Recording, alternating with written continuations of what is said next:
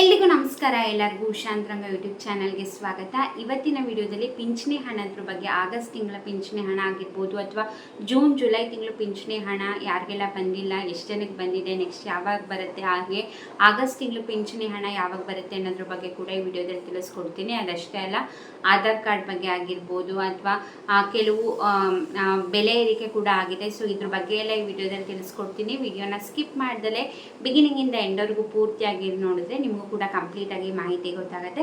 ಹಾಗೆ ಯಾರೆಲ್ಲ ವಿಡಿಯೋಸ್ನ ನೋಡ್ತಾ ಇದ್ದೀರಾ ಪ್ರತಿಯೊಬ್ಬರಿಗೂ ಕೂಡ ಥ್ಯಾಂಕ್ ಯು ಸೋ ಮಚ್.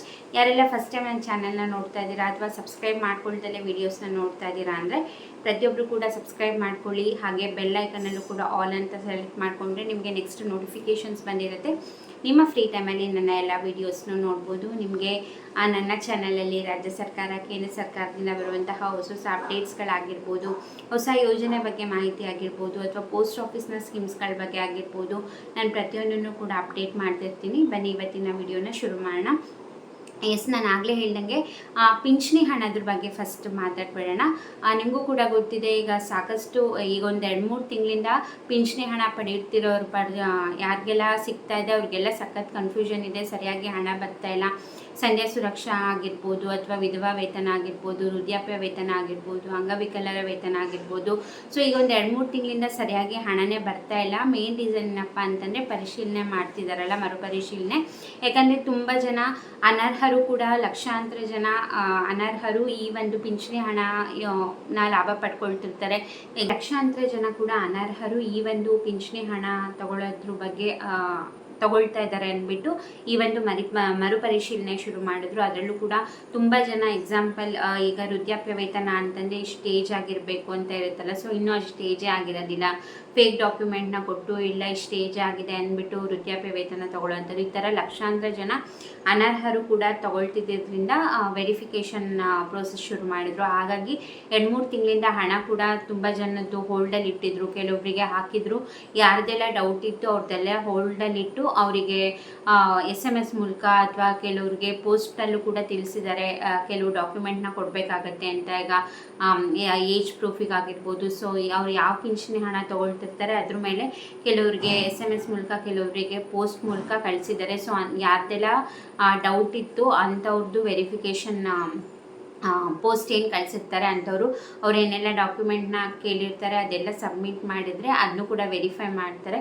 ಇಲ್ಲ ಇವ್ರು ನಿಜವಾಗ್ಲೂ ಅರ್ಹರಿದ್ದೀರಾ ಅಂತ ಅಂದರೆ ಖಂಡಿತವಾಗ್ಲೂ ನಿಮಗೆ ಪಿಂಚಣಿ ಹಣ ಬರುವಂಥದ್ದು. ಸೊ ಹಾಗಾಗಿ ಈಗ ಜುಲೈ ತಿಂಗಳದ್ದು ಕೂಡ ಆಲ್ಮೋಸ್ಟ್ ಎಲ್ಲರಿಗೂ ಕೂಡ ಜಮೆ ಆಗಿದೆ ಅಂದ್ಕೊಂಡಿದ್ದೀನಿ. ಆಗಸ್ಟು ಕೂಡ ಇನ್ನೇನು ಈ ವೀಕಲ್ಲಿ ರಿಲೀಸ್ ಆಗೋ ಚಾನ್ಸಸ್ ಇರುತ್ತೆ ಪಿಂಚಣಿ ಹಣ. ಸೊ ನೀವು ಕಮೆಂಟ್ ಮಾಡಿ ನಿಮಗೆ ಪಿಂಚಣಿ ಹಣ ಜೂನ್ ಜುಲೈ ತಿಂಗಳದ್ದು ಎಲ್ಲ ಜಮೆ ಆಗಿದೆ ಅಂತ ನನಗೆ ಕಮೆಂಟ್ ಸೆಕ್ಷನಲ್ಲಿ ತಿಳಿಸಿ. ಇನ್ನು ಆಧಾರ್ ಕಾರ್ಡ್ಗೆ ಸಂಬಂಧಪಟ್ಟಂಗೆ ಬಂದಿರುವಂತಹ ಅಪ್ಡೇಟ್ ಬಗ್ಗೆ ಹೇಳಬೇಕಂದ್ರೆ, ಈಗ ಆಧಾರ್ ಕಾರ್ಡ್ಗೆ ಆ್ಯಪ್ ಹೊಸ ಬದಲಾವಣೆನ ಮಾಡಿದ್ದಾರೆ ಆ್ಯಪಲ್ಲಿ. ಈ ಹೊಸ ಆ್ಯಪಲ್ಲಿ ಏನೇನೆಲ್ಲ ಇದೆ ಅಂದರೆ ಕೆಲವು ಹೊಸ ಆಪ್ಷನ್ಸ್ನೆಲ್ಲ ಆ್ಯಡ್ ಮಾಡಿದ್ದಾರೆ.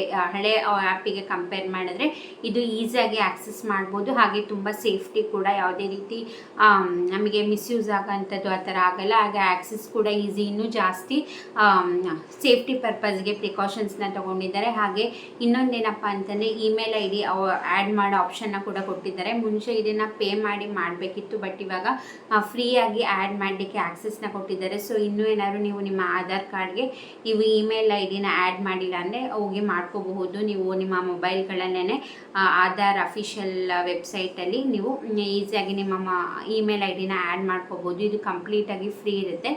ಡಿಸೆಂಬರ್ವರೆಗೂ ನಿಮಗೆ ಕಾಲಾವಕಾಶ ಕೊಟ್ಟಿದ್ದಾರೆ. ಡಿಸೆಂಬರ್ ಆದಮೇಲೆ ನೀವು ಇಮೇಲ್ ID ಆ್ಯಡ್ ಮಾಡ್ತೀನಿ ಅಂತಂದರೆ ನೀವು ಅವಾಗ ಪೇ ಮಾಡಿಬಿಟ್ಟು ಆ್ಯಡ್ ಮಾಡಬೇಕಾಗತ್ತೆ. ಬಟ್ ಇವಾಗ ಕಂಪ್ಲೀಟಾಗಿ ಫ್ರೀ. ಆಗಲೇ ಕೋಟ್ಯಾಂತರ ಜನ ಅವರವರ ಇಮೇಲ್ ID ಅಪ್ಡೇಟ್ ಮಾಡ್ಕೊಂಡಿದ್ದಾರೆ ಅವರ ಆಧಾರ್ ಕಾರ್ಡ್ಗೆ. ಸೊ ನೀವುಗಳು ಕೂಡ ಇನ್ನೂ ಮಾಡ್ಕೊಂಡಿದ್ದೀರಾ ಅಂತಂದರೆ ನನಗೆ ಕಮೆಂಟ್ ಸೆಕ್ಷನ್ನಲ್ಲಿ ತಿಳಿಸಿ ಮಾಡ್ಕೊಂಡಿದ್ದೀನಿ ಅಂತ. ಅಕಸ್ಮಾತ್ ಯಾರ್ದಾರ ಗೊತ್ತಿರಲ್ಲ, ಸೊ ಅಂಥವ್ರಿಗೆ ಹೇಳ್ಬೇಕಂದ್ರೆ ಆದಷ್ಟು ಬೇಗ ಹೋಗಿ ಮಾಡ್ಕೊಳ್ಳಿ. ನಿಮ್ಮ ಇಮೇಲ್ ID ಕೂಡ ಆ್ಯಡ್ ಆಗಿದ್ದರೆ ಒಳ್ಳೆಯದು, ನಿಮಗೆ ಸೇಫ್ಟಿ ಆಗಿರುತ್ತೆ. ಸೊ ಹಾಗಾಗಿ ಮಾಡಿಲ್ಲ ಅಂತಂದರೆ ಆದಷ್ಟು ಬೇಗ ಮಾಡ್ಕೊಳ್ಳಿ. ಹಾಗೆ ಹೊಸ ಆಧಾರ್ ಆ್ಯಪ್ ಏನಿದೆ ಅದು ತುಂಬಾ ಪ್ರೊಟೆಕ್ಷನ್ ಆಗಿದೆ. ಇನ್ನು ಹೊಸ ಹೊಸ ಆಪ್ಷನ್ಸ್ನೆಲ್ಲ ಇಟ್ಟಿದ್ದಾರೆ. ಸೊ ಹಾಗಾಗಿ ನೀವು ಅದನ್ನ ಕೂಡ ಯೂಸ್ ಮಾಡ್ಕೊಬೋದು ನಿಮಗೆ ಸೇಫ್ಟಿ ಪರ್ಪಸ್ಗೋಸ್ಕರ. ನೆಕ್ಸ್ಟ್ ಅಪ್ಡೇಟ್ ಬಗ್ಗೆ ಹೇಳಬೇಕಂತಂದರೆ, ರಾಜ್ಯದ ಜನರಿಗೆ ಬೆಲೆ ಏರಿಕೆಯ ಶಾಕ್ ಬಂದಿದೆ. ಹೌದು, ಈಗ ನಿಮಗೂ ಕೂಡ ಗೊತ್ತಿದೆ, ಈಗ ರೀಸೆಂಟಾಗಿ ಅಕ್ಕಿ ಆಗಿರ್ಬೋದು, ತುಪ್ಪದ ಬೆಲೆ ಏರಿಕೆ ಆಗಿತ್ತು. ಅದ್ರ ಬೆನ್ನಲ್ಲೇ ಈಗ ಮತ್ತೆ ಕೆಲವು ಪದಾರ್ಥಗಳ ಬೆಲೆ ಏರಿಕೆ ಆಗಿದೆ. ಯಾಕೆ ಈ ಥರ ಆಗ್ತಾ ಇದೆ ಅಂತಂದರೆ, ಈಗ ಮಳೆಯೆಲ್ಲ ಕಡಿಮೆ ಆಗಿರೋ ಕಾರಣ ಬೆಲೆ ಕಡಿಮೆ ಆಗ್ತಾ ಇದೆ ಅಲ್ಲ, ಬೆಳೆಯೋದೆಲ್ಲ ಕಡಿಮೆ ಆಗ್ತಿರೋದ್ರಿಂದ ಅದ್ರ ಬೇಡಿಕೆ ಹೆಚ್ಚಾಗ್ತಿದೆ ಅಂದ್ಬಿಟ್ಟು ಆಟೋಮೆಟಿಕ್ ಆಗಿ ಬೆಲೆನೆಲ್ಲ ಜಾಸ್ತಿ ಮಾಡ್ತಿದ್ದಾರೆ. ಇವಾಗ ಯಾವುದಪ್ಪ ಬೆಲೆ ಏರಿಕೆ ಜಾಸ್ತಿ ಮಾಡಿರೋದು ಅಂತಂದರೆ ಮಸಾಲೆ ಪದಾರ್ಥಗಳ ಐಟಮ್ಸ್, ಅಂದರೆ ಎಕ್ಸಾಂಪಲ್ ಹುಣಸೆ ಹಣ್ಣು ಆಗಿರ್ಬೋದು, ಅಥವಾ ಒಣಮೆಣಸಿನ್ಕಾಯಿ, ಜೀರಿಗೆ, ಕಾಳುಮೆಣಸು, ಹಾಗೆ ಚಕ್ಕೆ, ಲವಂಗ, ಏಲಕ್ಕಿ. ಸೊ ಈ ಥರ ಮಸಾಲ ಪದಾರ್ಥಗಳೆಲ್ಲ ಏನಿದೆ ಅದೆಲ್ಲದ್ರದ್ದು ಕೂಡ ಬೆಲೆಗೆ ಏರಿಕೆ ಆಗಿದೆ. ಸ್ವಲ್ಪನೇ ಅಲ್ಲ, ಜಾಸ್ತಿನೇ, ಒಂದು 100-200 ರೂಪಾಯಿ ಕೂಡ ಜಾಸ್ತಿ ಆಗಿದೆ ಅಂತಲೇ ಹೇಳ್ಬೋದು. ಎಲ್ಲ ಮಸಾಲ ಪದಾರ್ಥಗಳ ಬೆಲೆ ಕೂಡ ಏರಿಕೆ ಆಗಿದೆ. ಈಗ ಒಂದು ಏನಾರ ಜಾಸ್ತಿ ಆಯಿತು ಅಂದರೆ ಈಗ ಆಟೋಮೆಟಿಕ್ ಆಗಿ ಹೋಟೆಲ್ಸ್ಗಳಲ್ಲಿ ಎಲ್ಲದೂ ಕೂಡ ಬೇರೆ ತಿಂಡಿ ಐಟಮ್ಸು ಅಂಥವು ಕೂಡ ಜಾಸ್ತಿ ಆಗ್ತಾ ಬರುತ್ತೆ. ಸೊ ಹಾಗಾಗಿ ಬೆಲೆ ಏರಿಕೆ ಮಾತ್ರ ಜಾಸ್ತಿ ಆಗ್ತಿದೆ. ಯಾವುದೇ ರೀತಿ ಸ್ಯಾಲ್ರಿ ಆಗಿರ್ಬೋದು, ಬೇರೆ ಏನು ಜಾಸ್ತಿ ಆಗ್ತಾಯಿಲ್ಲ. ಒಂದು ಕಡೆ ಕೊಟ್ಟಂಗೆ ಮಾಡ್ತಾರೆ, ಇನ್ನೊಂದು ಕಡೆ ಅದನ್ನ ಇಸ್ಕೊಂಡಿರ್ತಾರೆ. ಸೊ ಈಗ ಬೆಳೆ ಎಲ್ಲ ಕಡಿಮೆ ಆಗ್ತಾ ಇರೋದ್ರಿಂದ, ಬೇಡಿಕೆ ಹೆಚ್ಚಾಗ್ತಿರೋದ್ರಿಂದ ಆಟೋಮೆಟಿಕ್ ಆಗಿ ಈ ಮಸಾಲ ಪದಾರ್ಥಗಳ ಬೆಲೆ ಎಲ್ಲ ಜಾಸ್ತಿ ಆಗಿದೆ. ನಿಜವಾಗ್ಲೂ ಇದು ಅದರಲ್ಲೂ ಕೂಡ ಮಿಡ್ಲ್ ಕ್ಲಾಸ್ ಫ್ಯಾಮಿಲಿ ಅವರಿಗೆ ತುಂಬಾ ಕಷ್ಟ ಆಗುತ್ತೆ ಅಂತಲೇ ಹೇಳ್ಬೋದು. ಈ ಥರ ಒಂದೊಂದಾಗಿ ಬೆಲೆ ಏರಿಕೆ ಮಾಡ್ತಾನೆ ಇದ್ದಾರೆ. ಒಂದು ಕಡೆ ನೋಡೋದಾದರೆ, ಈಗ CM ಬದಲಾವಣೆ ಆದಮೇಲಂತೂ ಹೊಸ ರೂಲ್ಸ್ನ ತರ್ತಿದ್ದಾರೆ. ದಿನ ಅದು ಅಪ್ಲೈ ಮಾಡಿ, ಇದು ಅಪ್ಲೈ ಮಾಡಿ, ಇದು ಪರಿಶೀಲನೆ, ಅದು ಪರಿಶೀಲನೆ ಅಂದ್ಬಿಟ್ಟು ಅದೊಂದು ಕಡೆ, ಈಗ ಇದೊಂದು ಕಡೆ, ಇನ್ನು ಏನೇನೆಲ್ಲ ಒಂದು ಕಡೆ ಕೊಟ್ಟಂಗೆ ಮಾಡ್ತಾರೆ, ಇನ್ನೊಂದು ಕಡೆ ಅದನ್ನ ಇಸ್ಕೊಳ್ತಾರೆ. ಇವಾಗ ಗೃಹಲಕ್ಷ್ಮಿನೂ ಯೋಜನೆದು ಕೂಡ ಅಷ್ಟೇ, ಒಬ್ರಿಗೆ ಬಂದರೆ ಒಬ್ರಿಗೆ ಬರೋದಿಲ್ಲ.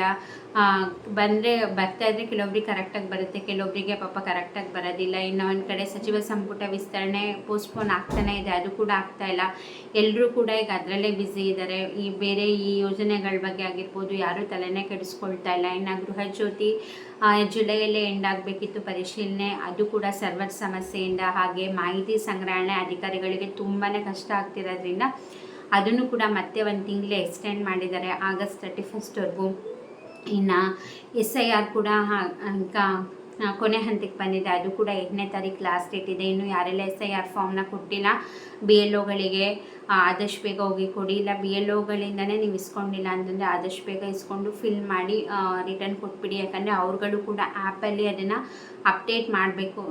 BLOಗಳಿಗೆ ಕೊಟ್ಬಿಟ್ರೆ ಮುಗೀತು ಅಂತಲ್ಲ, ಅವರು ಕೂಡ ನಿಮ್ಮ ಫಾರ್ಮ್ನ ಅದೇನು ಆ್ಯಪ್ ಇದೆ ಅವ್ರುಗಳದ್ದು ಯೂಸ್ ಮಾಡ್ತಿರ್ತಾರಲ್ಲ, ಸೊ ಆ ಆ್ಯಪಲ್ಲಿ ಅಪ್ಡೇಟ್ ಮಾಡಿದ್ರೆ ಮಾತ್ರ ನಿಮ್ಮದು ಮತಪಟ್ಟಿಯಲ್ಲಿ ನಿಮ್ಮ ಹೆಸರು ಆ್ಯಡ್ ಆಗೋಂಥದ್ದು. ನೀವು ಕೊಟ್ಟಿಲ್ಲ ಅಂತಂದರೆ ನಿಮ್ಮ ಹೆಸರು ಮತಪಟ್ಟಿಯಿಂದ ಡಿಲೀಟ್ ಆಗುತ್ತೆ, ನಿಮಗೆ ವೋಟಿಂಗ್ ಆಪ್ಷನ್ ಸಿಗೋದಿಲ್ಲ. ಅದೊಂದೇ ಅಲ್ಲ, ಯಾವುದೇ ರೀತಿ ಗ್ಯಾರಂಟಿ ಯೋಜನೆಗಳ ಲಾಭನ ಕೂಡ ನೀವು ಪಡ್ಕೊಳ್ಳೋಕ್ಕಾಗಲ್ಲ. ಸೊ ಹಾಗಾಗಿ ಇನ್ನೂ ನಿಮಗೆ 3-4 ದಿನ ಟೈಮ್ ಇದೆ. ಇನ್ನೂ ಕೊಟ್ಟಿಲ್ಲ ಅಂತಂದರೆ ಆದಷ್ಟು ಬೇಗ ಹೋಗಿ ನೀವು SIR ಫಾರ್ಮ್ನ ಕೊಟ್ಬಿಡಿ. ಹಾಗೆ ಗೃಹ ಜ್ಯೋತಿ ಯೋಜನೆದು ಕೂಡ ಮರು ಅರ್ಜಿ ಸಲ್ಲಿಸೋಕ್ಕೆ ನಿಮಗೆ ಆಗಸ್ಟ್ 31ನೇ ತಾರೀಕು ಲಾಸ್ಟ್ ಡೇಟ್ ಇದೆ. ಗೃಹ ಜ್ಯೋತಿ ಯೋಜನೆ ನೀವು ಇನ್ನೂ ಫಾರ್ಮ್ನ ಫಿಲ್ ಮಾಡಿಲ್ಲ ಅಂತಂದರೆ ಆದಷ್ಟು ಬೇಗ ಫಿಲ್ ಮಾಡಿ.